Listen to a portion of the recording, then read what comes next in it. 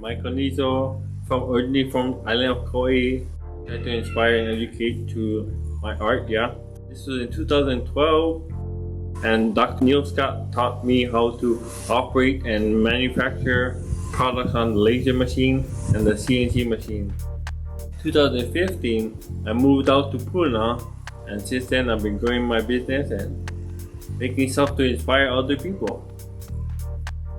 I love East Hawaii, Puna, because it's mellow, laid back, not too much going on, mostly sunny, rains, and the frogs. We got a ton of frogs. It's my lullaby.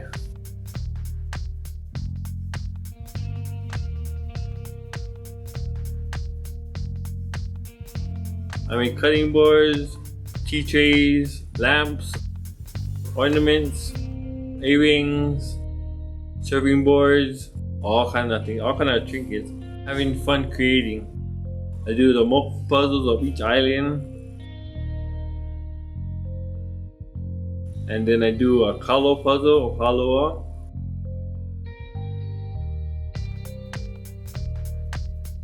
Yeah, so I make Hawaiian language puzzles, learning tools.